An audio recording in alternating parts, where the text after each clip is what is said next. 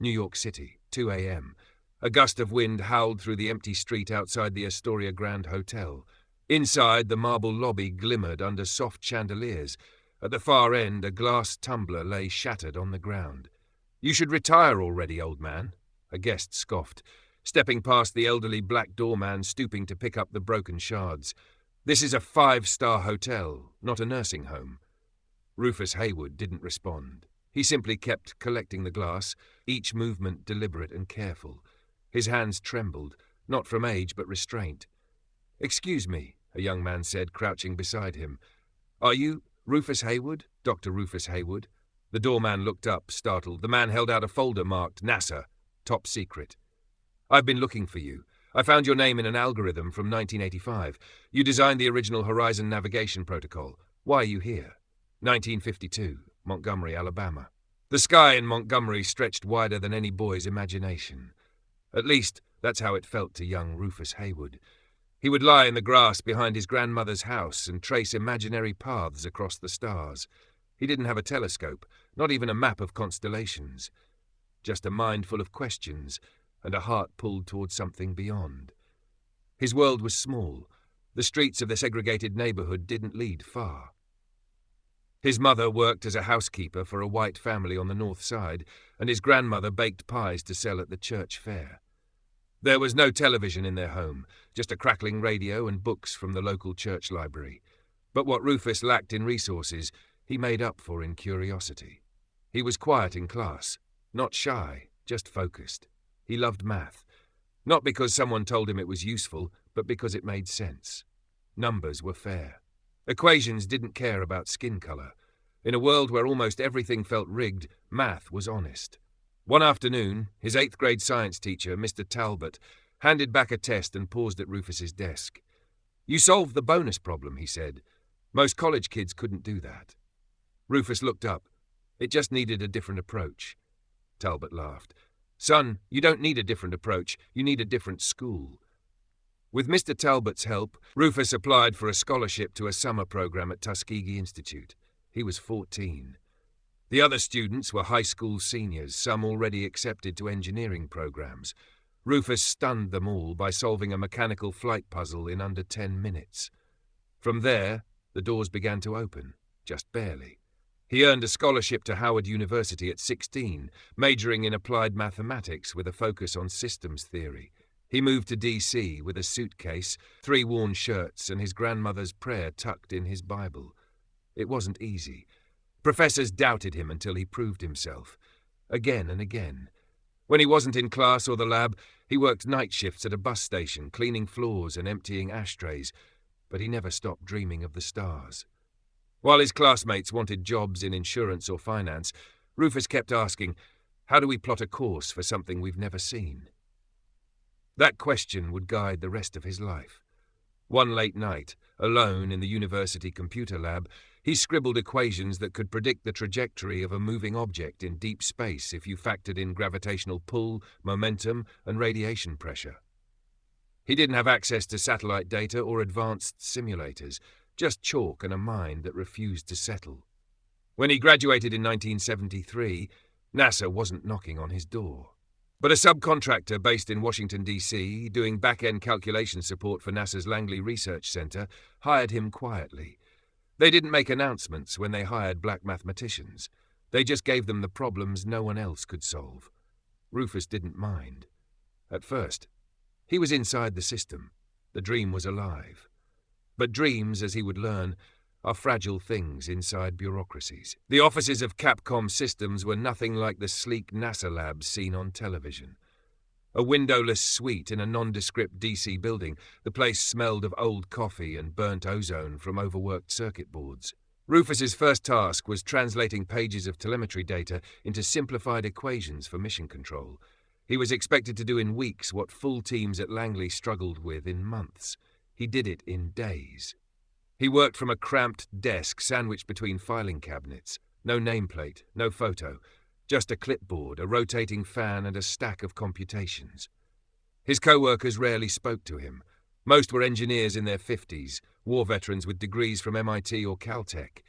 They didn't know what to make of the quiet black man who didn't smoke, didn't joke, and outperformed them in silence. He submitted his first independent model, an optimized heat shield angle calculation for re-entry shuttles. It was signed off and sent up the chain. 2 weeks later, he saw it in a mission briefing under another engineer's name. Standard procedure, his manager said when Rufus raised a brow. He didn't argue. Not yet. But the same pattern repeated. Every formula he submitted was absorbed into the system, stripped of authorship, credited elsewhere. It wasn't just about credit. It was about invisibility. The turning point came during a classified emergency review of satellite drift patterns. The satellites were veering by fractions of degrees, barely noticeable, but enough to cause alignment issues with ground control. Rufus analyzed the error and rewrote the core prediction model. He included a correction function that accounted for solar wind pressure and a rare atmospheric distortion pattern. The room fell silent when he presented his findings to the internal board. One of the senior engineers, after scanning the math, said, "This is impossible. We've had 3 teams working on this." Rufus simply replied, "You were measuring against Earth's magnetic fluctuations. I measured against time delay in photon refraction." The model was tested. It worked. But once again, the official document removed his name. The patent filed months later listed 2 white engineers as authors. This time, Rufus didn't stay silent. He requested a formal review. His request was denied. He requested a second one. No response. Then came the subtle retaliation, project removals, schedule changes, missed invitations to meetings he once led. His access to high-tier simulations was restricted. His future, once burning bright, dimmed like a dying star. He started writing everything in his own notebook. Not just math, but observations, comments, names, dates. He wasn't angry. He was recording. The shuttle disappeared into the sky on a column of flame, leaving only silence and a trembling ground. Rufus stood with the other engineers on the Capcom Systems rooftop, his face still, his eyes narrowed behind thick-rimmed glasses. As applause rose around him, he said nothing. The math that had made that launch possible, the same algorithm used to recalculate the final thrust vector in the last phase of ignition, was his, and yet once again he watched it rise under someone else's name. Back at his desk, a manila folder had been left for him. Inside were printed documents, reassignment notice, performance review, and a memo. The memo read, "Pending leadership evaluation, effective immediately, you are relieved of any critical path assignments." He stared at the phrase, relieved of critical path. In other words, sidelined. Rufus closed the folder and reached for his notebook instead. He flipped past pages of formulas until he came to a blank sheet. Then he wrote, May 5th, 1987. The truth becomes burden, not benefit. In the days that followed, Rufus's routine was stripped of meaning. His access to the mainframe was revoked without explanation. Files disappeared from his terminal. Projects he'd spearheaded were abruptly reassigned. Meetings were rescheduled or cancelled without notice. The final blow came during a senior briefing for a next-generation orbital maneuvering system. Rufus had spent 2 years working on the concept. When the meeting began, he was told to sit in the back. Another engineer, a man who once came to Rufus for help with differential equations, led the entire presentation. Rufus listened, stone-faced. He recognized his own phrasing in the slides. Even his analogies had been lifted word for word. After the briefing, the project manager clapped Rufus on the shoulder. "You've got a great mind," he said, "but sometimes it's about the team, not the individual. Don't take it personal." That night, Rufus walked the streets of D.C. for hours. The city buzzed with power, marble buildings, glowing street lamps, suited men holding secrets and briefcases. He stopped outside the Air and Space Museum. He stood before the statue of a moonwalker, looking up. How strange, he thought, to be closer to space in your mind than in your life. The decision came slowly, but clearly. Rufus began boxing his belongings one morning without announcement. A passing colleague glanced at him but said nothing. When his supervisor received the resignation letter, he called Rufus in. "You sure about this?" he asked. Rufus simply replied, "I'd rather be invisible by choice." He left without fanfare. No goodbye cake, no framed certificate, just a worn briefcase and a notebook heavier than any of them knew. He moved to New York City within weeks, found work as a night janitor at a mid-tier hotel. Then a doorman position at the Astoria Grand opened up. He took it. And so the man who once plotted paths through the stars became the one who opened doors for tourists and businessmen. But he never stopped writing. In his apartment above a deli, Rufus transformed his notebook into something more than memory. He revised his equations, recorded commentary on failed missions, wrote what he would have done differently. He never mailed it, never uploaded it. But it was there, waiting for someone who might care. The cursor blinked on Marcus Lee's monitor, a rhythmic pulse like a waiting question. He leaned forward, eyes bleary from hours of passing legacy code buried deep in the Horizon satellite archives. He was supposed to be preparing for a routine presentation, a re-evaluation of navigational protocols from the mid-'80s to compare them with current AI-enhanced guidance systems. Nothing groundbreaking, mostly a formality. But then he'd noticed something odd. One subroutine, labelled HWD-87A, appeared repeatedly in early simulations. It was cleaner, more efficient than the others. Nearly predictive in nature. A dozen engineers had attempted to replicate it for years, but none had improved upon it. Yet nowhere in the official documentation was there credit for its author. Marcus had cross-referenced every signature string, every checksum, every revision log. Only one name came up again and again, R. Haywood, and that's when the digging began. At first there wasn't much. No photos, no interviews, no accolades. Just a few dry mentions in decades-old memos, initial algorithm by R. Haywood, see Haywood parameters, refer to Haywood transform in loop closure. It was as if the man had been written out of history, but sloppily. He took it to his supervisor, hoping for clarity. Oh, that guy? One of the early contributors, I think.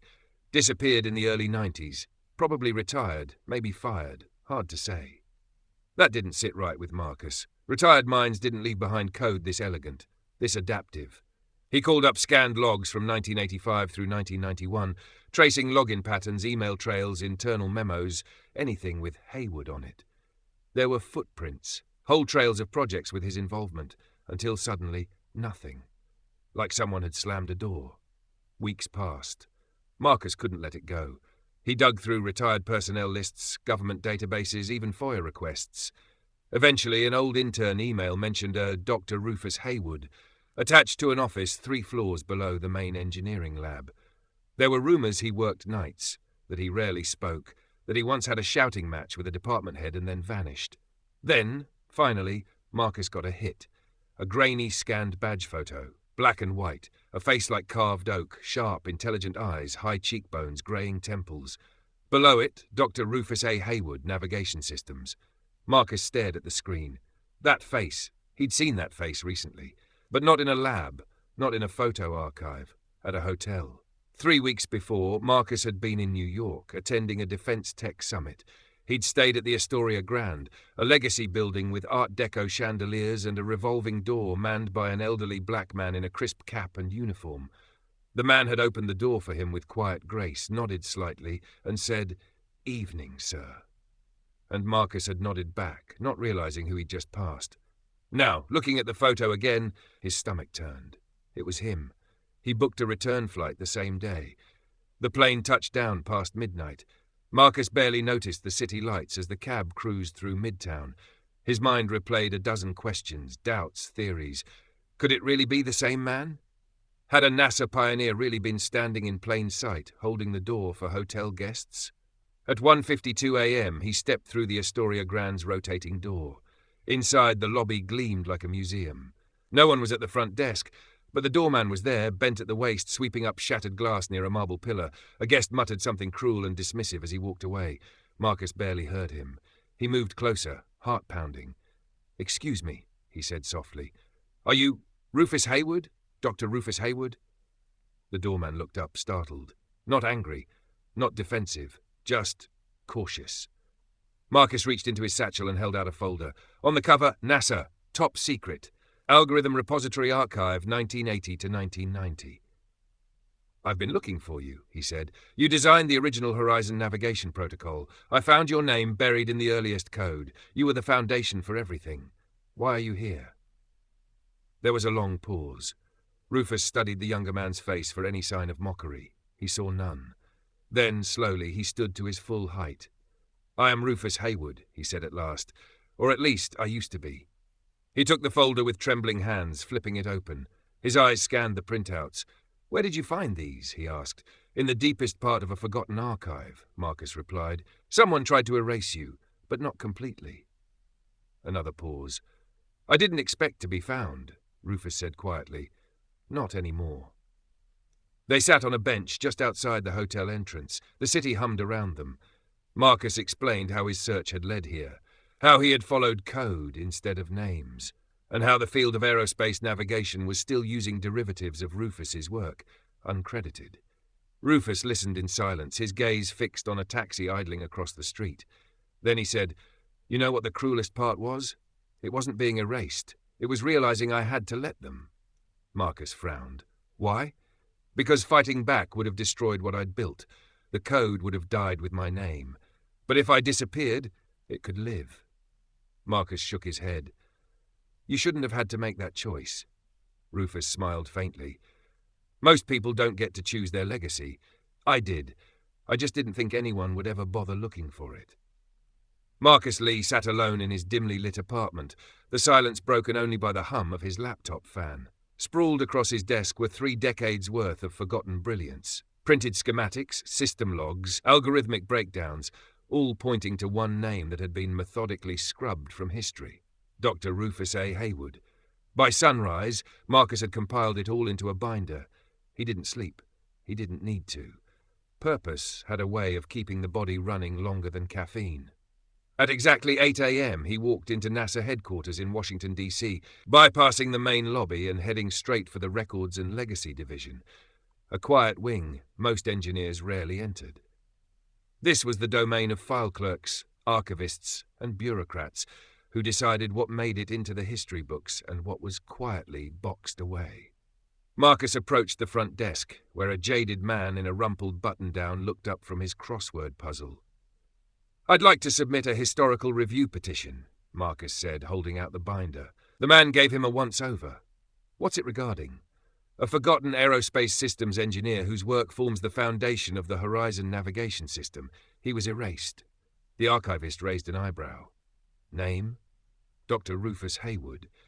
He flipped open a directory, scrolled for a moment, then gave a half shrug. "No record of a Haywood listed as lead or co-lead on any Horizon modules."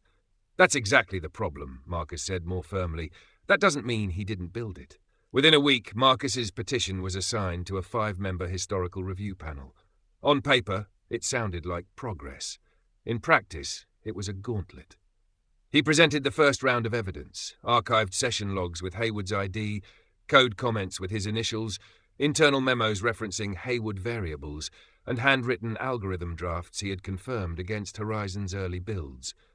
One of the panelists, a sharp-nosed woman with decades in the agency, narrowed her eyes. "These are compelling but circumstantial. Do you have a direct citation of authorship?" "No," Marcus admitted, "because his name was removed.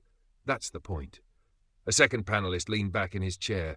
"If what you're saying is true, this goes beyond restoration. This implicates cover-up, institutional erasure. That's a big accusation." "It's not an accusation," Marcus said. "It's a correction." The room went quiet. Over the next month, the resistance thickened. Requests were delayed, emails ignored, meetings rescheduled, sometimes cancelled outright. Even his own supervisor, once mildly curious, now urged him to focus on current projects. "You've made your point," she said. "Don't jeopardize your position over a dead man's name." "He's not dead," Marcus said. "He just stopped being seen." But he could feel it, the system closing ranks. So he found another way in. Marcus spent nights combing through the contact information of retired engineers, sifting through obscure alumni newsletters and LinkedIn ghost profiles. He made over 40 calls in 10 days. Most didn't remember Haywood. A few did, vaguely. Black fellow, always worked late, but nothing concrete. Then he called Teresa Randall. She answered from her small bungalow in Clearwater, Florida, her voice raspy but sharp. "I remember Rufus," she said.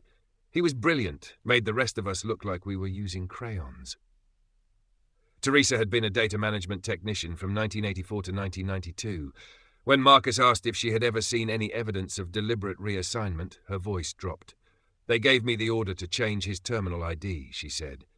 "Right after he left, told me to assign it to some new guy, but the code stayed the same. just the name changed. Marcus's pulse quickened. "Do you still have anything?" She rummaged through her garage and later that night faxed a document, a printout from 1988 showing dual logins from 2 adjacent accounts, Haywood's marked archived and a new one marked active. A digital erasure in real time. With the final piece in hand, Marcus wrote a detailed investigative report and emailed it not to the panel, but to the press. He titled it, "The Doorman Who Designed Deep Space." Within days, it went viral. Wired ran the headline, "NASA's Silent Genius, the Man Who Disappeared from the Sky." The Washington Post followed with, "Rufus Haywood, the forgotten architect of the Horizon Project." Social media exploded. Haywood Protocol trended for days. Young engineers shared snippets of his recovered algorithms, calling them elegant, genius, 40 years ahead of their time. Public pressure mounted. NASA issued a brief, neutral statement acknowledging an ongoing internal review. But the momentum had shifted. Back at the Astoria Grand, Rufus Haywood remained calm. He still opened doors, tipped his hat, and offered polite nods to guests who now looked at him as if they knew a secret they weren't worthy of. Some guests started saying thank you with sincerity. A few asked to shake his hand.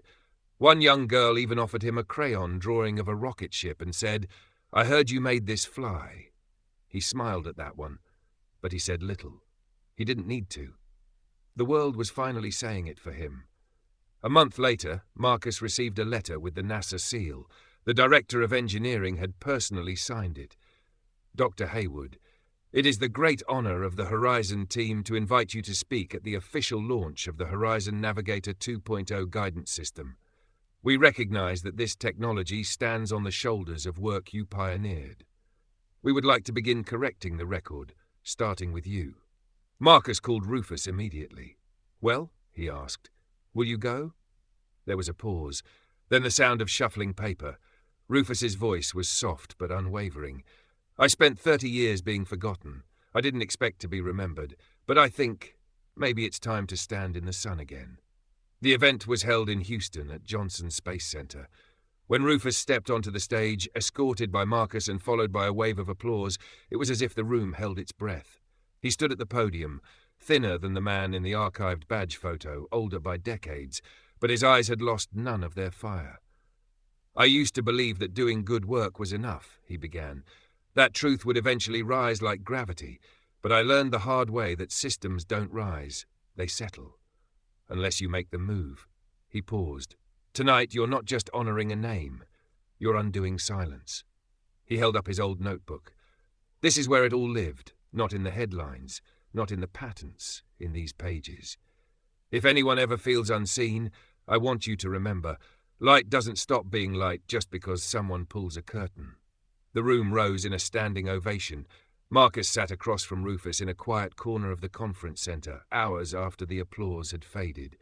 The media had left, the dignitaries had retired to their hotels, and the grand auditorium had been reduced to a janitor sweeping confetti into a long-handled dustpan. But Marcus wasn't thinking about the celebration anymore. His eyes were locked on the notebook Rufus had laid on the table between them. It was worn, bound in cracked leather, with pages curled and yellowed from decades of use. Some were water-stained. Others had fingerprints embedded in the margins, a ghost map of years spent revisiting formulas again and again. The symbols weren't just equations. They were ideas half-formed, diagrams scribbled in shorthand, comments written in the margins like whispered messages to a future self. "This is more than Horizon," Marcus said quietly, flipping to a page labelled in Rufus's handwriting. "Temporal Positioning Matrix, TPM, 1993 Hypothesis." "It's everything I kept to myself," Rufus replied. "Ideas they didn't want, or wouldn't have understood." Marcus glanced up. "Why?" Rufus smiled faintly. "Because back then, if your ideas sounded too bold, they didn't call you a visionary. They called you unstable." They spent the night reviewing the notebook. What began as a glance turned into hours of reading, scanning, annotating. Marcus recognized the seed concepts of systems modern engineers were just now theorizing: deep space autonomous course correction, machine learning-driven navigation, recursive star triangulation for lost probes. But then they came to a section that made Marcus stop. It was titled Unconfirmed Transmissions 1989 to 1991. The page contained hand-drawn graphs, frequency notations, and a list of time-stamped events, all noted with a strange consistency. It looked like signal data. "Where did this come from?" Marcus asked. Rufus's voice dropped. "I had access to the Deep Space Relay System in 1989. Low-priority channel no one paid attention to. I started picking up something odd." He flipped to another page, sketches of the solar system, with arrows tracing transmission delays, red circles marked echo drift and notations in Greek symbols. "You think it was intelligent?" Marcus asked, not blinking. Rufus leaned back. "I think it was patterned, and not from Earth." Marcus stared at the notebook, his mind racing. "And you never told anyone?" "I submitted a report once," Rufus said, "didn't even get a reply, and when I checked a week later, my report was gone from the file system, like it never existed." That's when he stopped trying. He documented it all, privately. Signals, theories, mapping predictions. He built simulations on his home computer using bootlegged software and modified hardware. According to his notes, he'd tracked at least 2 recurring signals over a 14-month span. They weren't radio. They weren't gravitational. They were something else. Marcus returned to DC, a changed man. He scanned every page of Rufus's notebook, backed them up twice, and stored encrypted copies on 2 separate servers. But he couldn't shake the feeling that someone else might be watching. His office email received a security audit request from an internal IT officer he didn't recognize.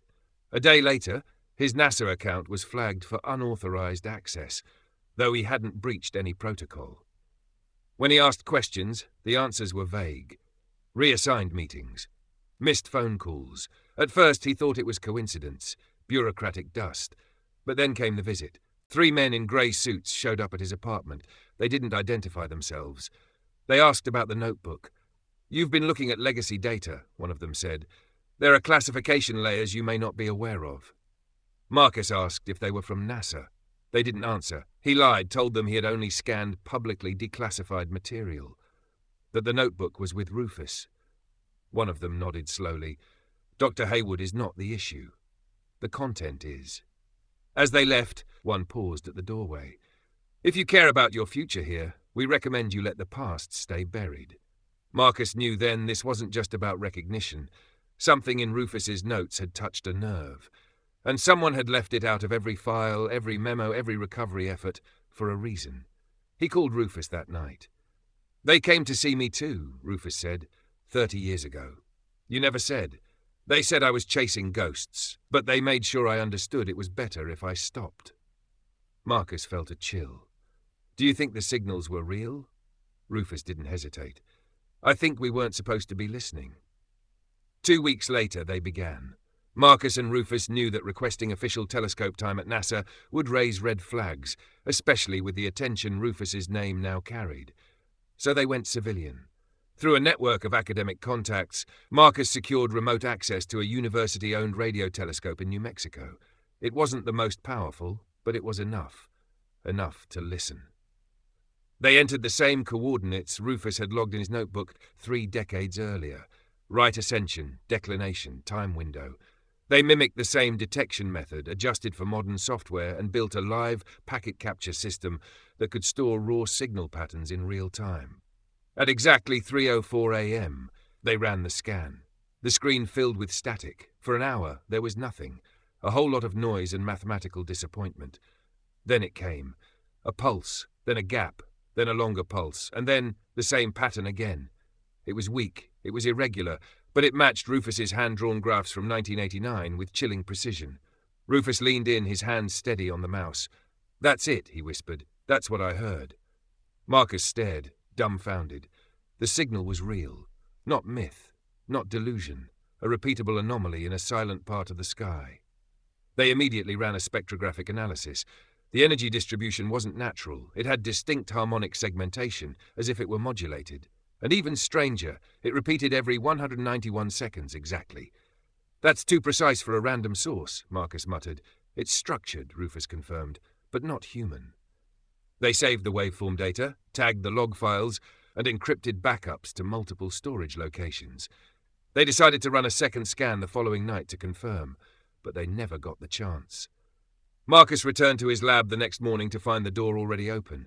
Inside, his desktop had been wiped. completely. No boot sequence, no logs, no recovery option. His external backup drives were missing.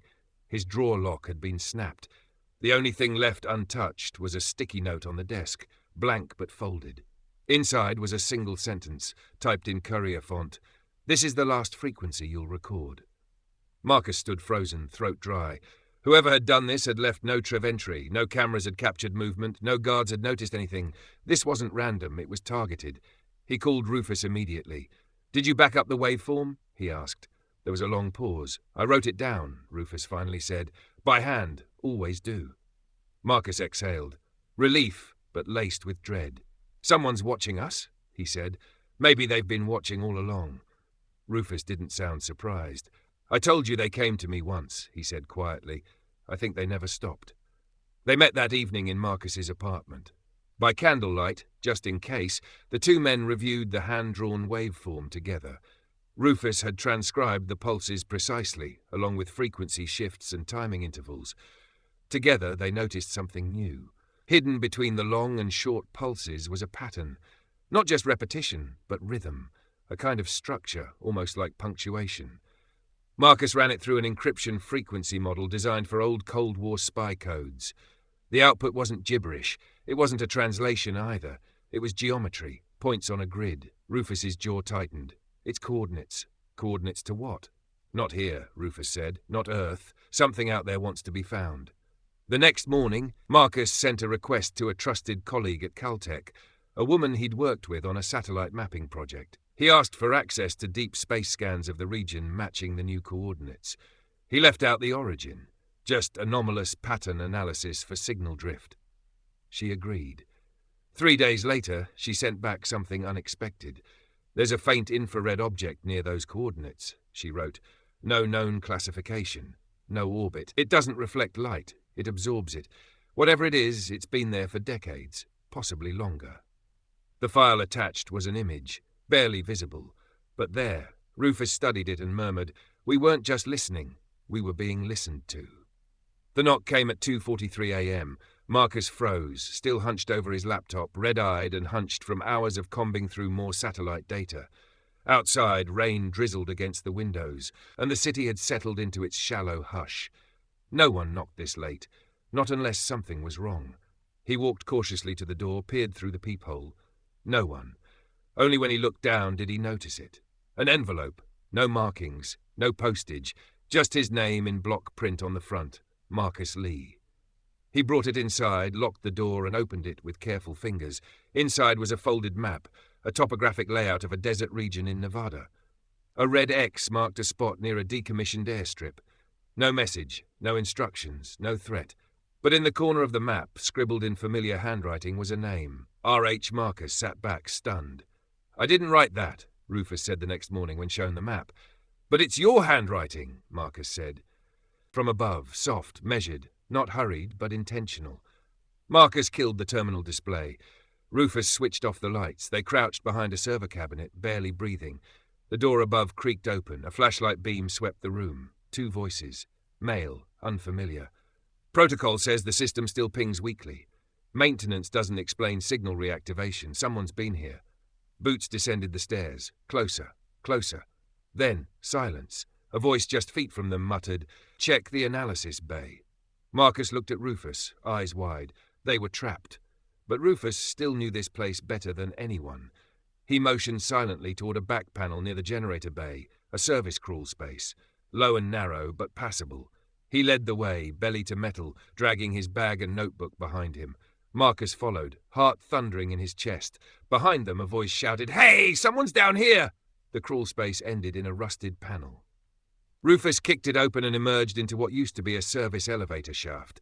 The elevator itself was locked above, but a ladder led straight to a side exit tunnel, barely known to anyone not on the original engineering team. They climbed. Fast. At the top, Rufus keyed in another code, this time to a false power junction box. The door clicked, and they were outside. The sun had just begun to rise. They didn't speak until they were miles away, sitting in a rental car parked behind a gas station outside Tonopah. Rufus looked down at the folder he'd grabbed during the escape. It was stamped with red ink, Project Tantalus, terminated, 1992. "What's Project Tantalus?" Marcus asked. Rufus opened the folder. Inside was a single page, typed short. Artificial signal origin confirmed. Repeat attempts at contact failed. Behavioral modeling predicts unintended escalation. Recommend indefinite blackout. No further listening. Marcus swallowed hard. They told the world they found nothing. But they did, Rufus said, and then they shut it all down. Back in New York, the city no longer felt like home. Marcus and Rufus returned quietly, avoiding airports and digital trails. They used cash, discarded burner phones, and travelled only at night. By the time they reached Marcus's apartment, the silence between them had stretched into something unspoken but mutual. The folder from the desert sat on the table like a loaded weapon. Project Tantalus, confirmed signal origin, recommended blackout.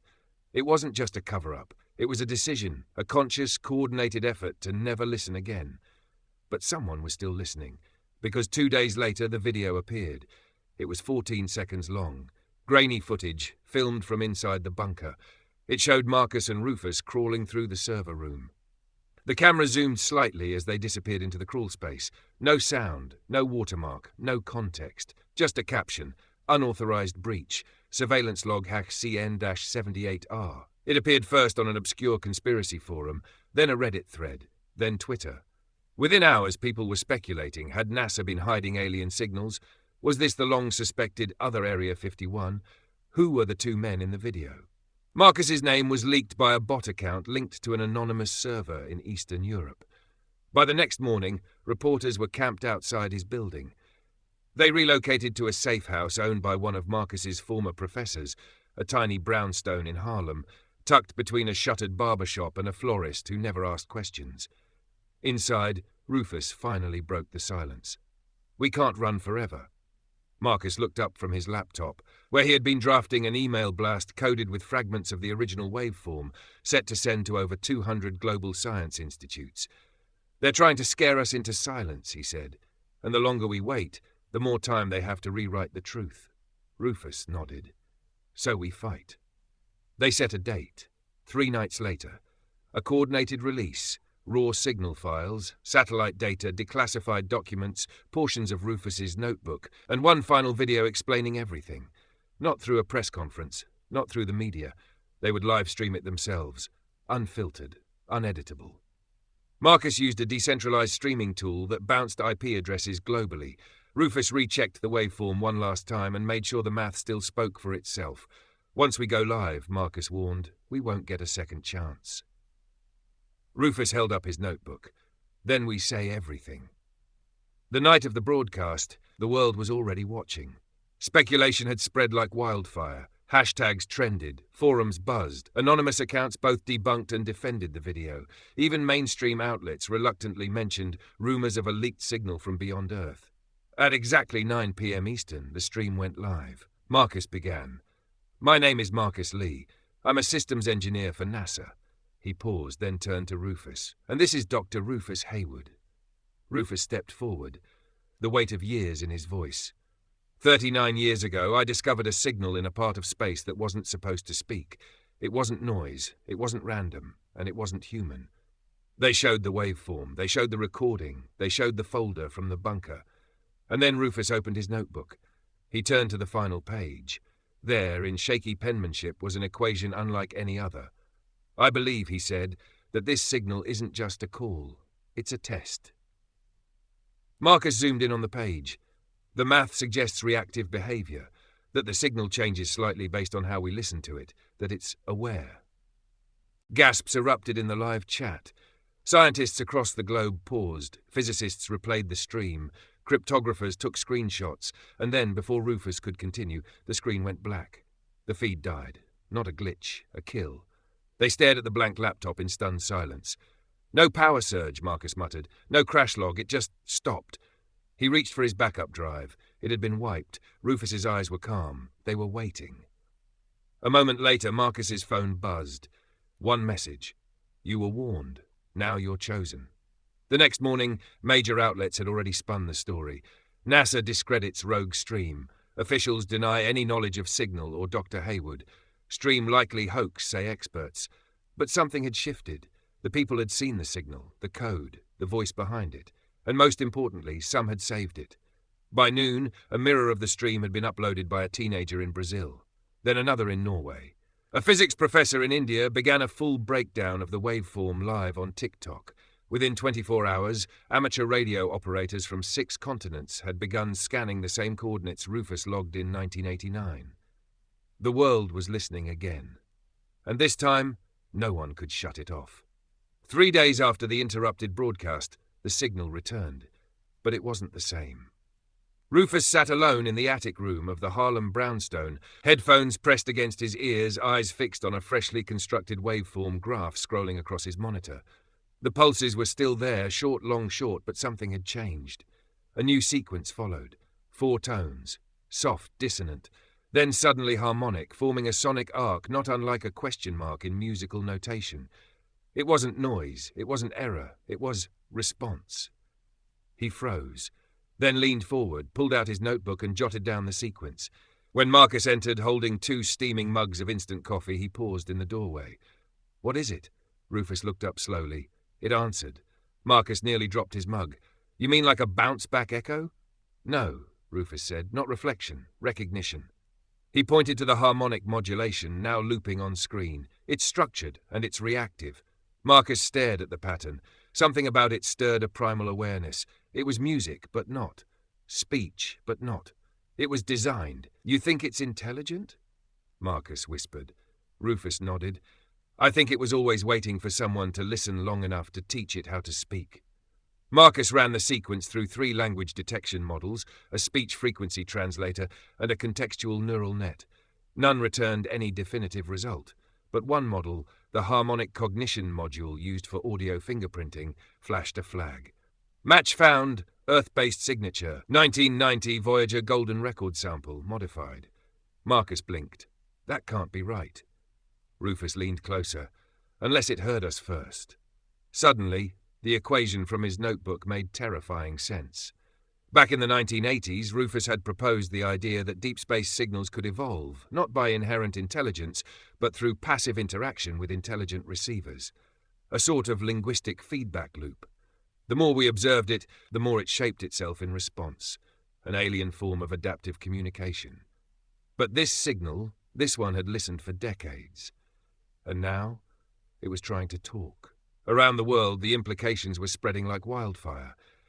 Astrophysicists in Geneva published their own breakdown of the new signal fragment, confirming its deviation from prior pulse sequences. An observatory in South Korea confirmed the modulation was replicable. By the end of the day, amateur radio astronomers from Germany to Argentina began detecting faint echoes of the same pattern, translating across multiple frequency bands. The signal was expanding, as if searching. Governments responded with predictable panic. Within 48 hours, global agencies began issuing official denials. NASA, ESA, and the Chinese Space Agency all issued nearly identical statements. No credible evidence of extraterrestrial origin. Current signals are within explainable cosmic background phenomena. But behind the scenes, it was chaos. Marcus received encrypted texts from former colleagues. Satellite teams were being pulled from unrelated missions. Internal NASA networks had gone dark. The name Hayward had been blacklisted in at least 2 interagency directories. Someone was trying to put the lid back on, but the jar had already shattered. Meanwhile, a strange report surfaced from Chile. A night watch astronomer stationed at the Alma Observatory posted anonymously about a low-humming structure found beneath a decommissioned control chamber. He claimed the air inside vibrated faintly in harmony with the signal's pattern, and that one of the walls emitted heat when touched during peak transmission intervals. Then he vanished. His message board account was deleted, his photos scrubbed, his name erased from Alma's staff registry. But not before someone mirrored his message. The location was remote, but not unknown. Rufus recognized the grid coordinates immediately. He circled the page. "This site," he said, "was marked in a file I saw back in '89. It was part of the Quiet Zone, a place the Pentagon monitored during early SETI efforts." Marcus stared at him. "You think there's more down there?"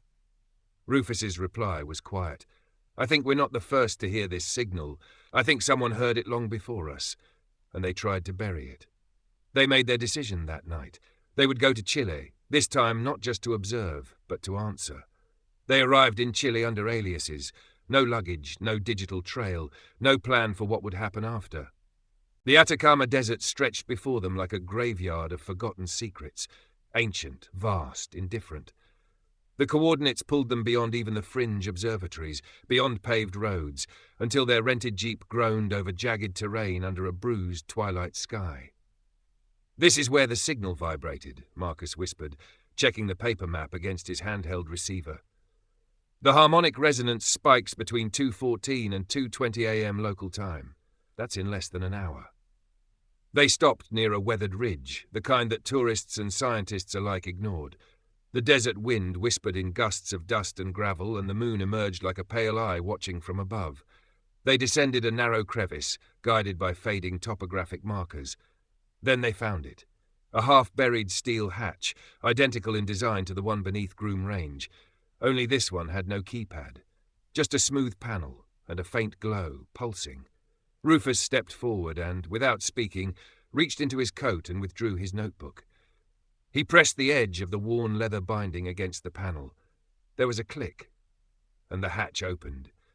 The chamber smelled of cold metal and something older, something like damp stone sealed away too long. They descended a spiral staircase lit not by bulbs, but by phosphorescent bands running along the walls, organic light, blue-white and pulsing in perfect sync with the waveform Rufus had charted decades ago. At the bottom was a single room.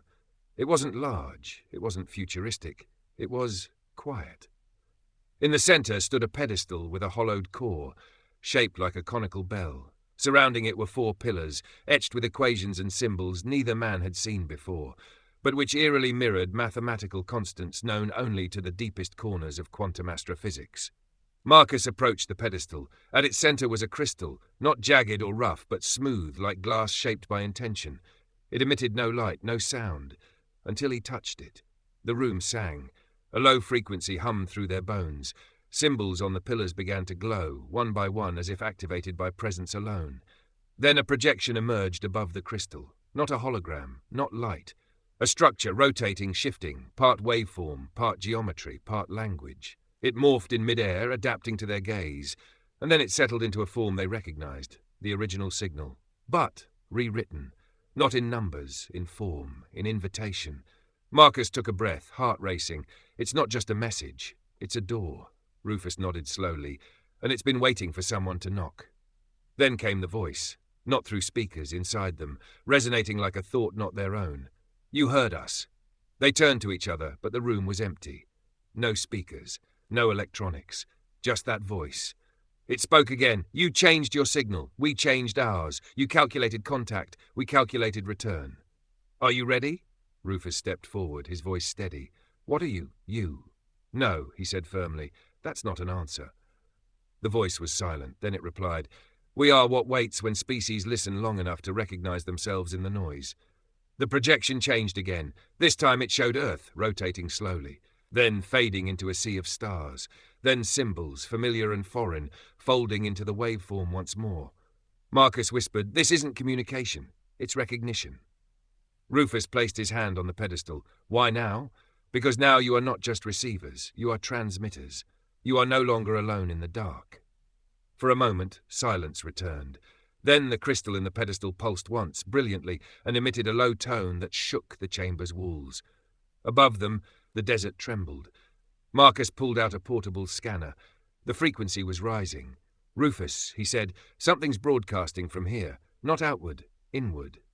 Rufus looked at him. "You mean it's not calling to the stars? It's calling something from them." Back on the surface, the wind had stopped. The moon now shone directly over the ridge, casting the desert in a surreal glow. From the hatch, Marcus and Rufus climbed out and looked up. Then they saw it. Far above, so high it couldn't be atmospheric, something shimmered. A ripple, then a light, then a structure. It wasn't descending, it was phasing in. The signal had been received, and whatever was answering had already been listening. They stood in silence, watching. It wasn't fear that held them still, it was awe. Then Rufus said quietly, "This is what we buried when we chose silence." Marcus nodded. "And now it's found its voice again." Behind them the ground hummed once more. The signal continued. Not warning, Not threat, but arrival.